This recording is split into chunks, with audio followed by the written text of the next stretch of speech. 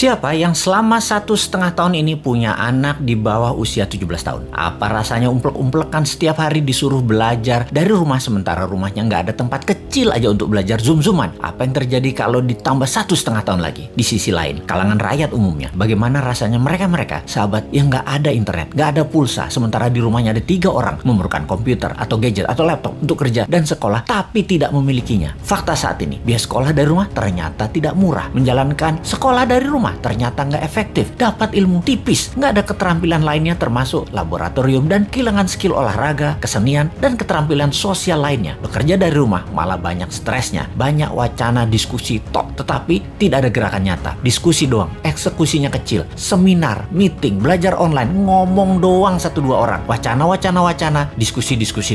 Rekening mah minus juga. Saat ini dunia bergeser jauh. Berapa lama kita akan menjadi seperti ini di bawah serangan virus? Jawabannya, kalau gini cara mengelolanya, selamanya, setidaknya sampai tahun 2025. Demikian kata WHO dan World Bank. Waduh, paling cepet 2023 awal deh. Tetep aja lama. Maunya tahun 2021 ini paling lama selesai deh. Vaksin deh tuh 100% orang Indonesia. Pertanyaan lagi, apakah selesai COVID? Ya nggak tahu juga. Menurut Ngana, selesaikah COVID ketika 100% manusia Indonesia sudah divaksin? Jawabannya nggak tahu. Misalnya, manusia setelah divaksin, efeknya tingkat kematian dan fatality-nya menurun. Tetapi tetap bisa kena. Dimana kalau kena ya isolasi mandiri, katakan 10 hari. Setiap hari ada 30.000 orang bergantian bergiliran. Tiap hari ada 30.000. Karena 10 hari di isoman, maka yang dikurung hari itu adalah 300.000 orang per hari yang terkurung gantian sampai 100 juta orang. Gitu ya. 2 tahun itu bisa tercapai. Bisa lebih. Serem amat ya kalau ini terjadi. Untuk mencapai 60% populasi yang benar, ya bisa 2 tahun lagi, mungkin bisa 4 tahun lagi. Kalau hal ini terjadi, maka bukan hanya ekonomi yang ambiar, tetapi keterampilan sosial anak kita, keterampilan lainnya hilang. Bisa terjadi generation gap yang parah, di mana di tahun 2045, 24 tahun lagi, mereka usianya yang sekarang 10-20 tahun itu adalah mereka menjadi tulang punggung angkatan kerja dan usaha. Mereka, bayangkan, tidak punya keterampilan yang mumpuni. Maka angkatan yang usianya 50-70 tahun di kemudian tadi masih tetap bekerja dan ini tidak efektif. Maka gawat kalau bernegara tidak ada yang memikirkan hal ini, tetapi lebih memikirkan tenaga kerja asing bagaimana bisa masuk terus dengan dilindungi pejabat paling berkuasa. Alhamdulillah berhasil masuk terus. Itu lebih penting baginya sekarang. Saat ini generasi mendatang ngapain gue pikirin katanya. Yang penting saat ini lagi berkuasa, gak ada yang boleh halangin. Pokoknya gigi 5, gaspol, gue harus kaya. Lalu siapa yang urus generasi muda yang sudah 1,5 tahun ini dikurung di rumah? Ditambah masih ada kemungkinan dikurung lagi 1,5 tahun lagi. Kita urai masalahnya. Kalau anak usia saat ini 7-11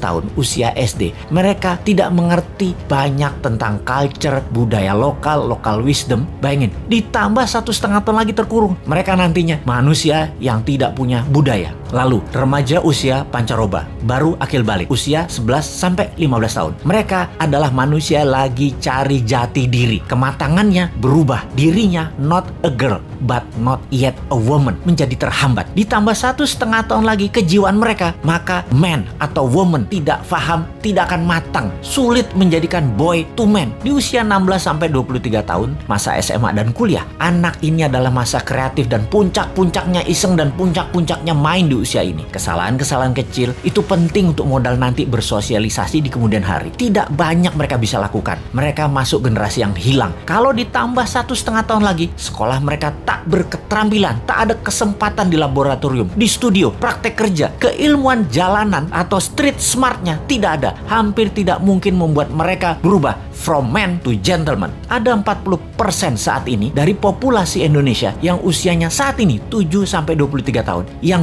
20 tahun lagi mereka merupakan tulang punggung keluarga, bangsa, negara. Jadi apa mereka ini nantinya? Ada yang mikirin pelindung nikel, mikirin. Yang pasang baliho jualan tahun 2024 itu mikirin. Yang menjabat sekarang mikirin. Kalau bosman, ada tuh bala muda walau kecil, kita berjuang.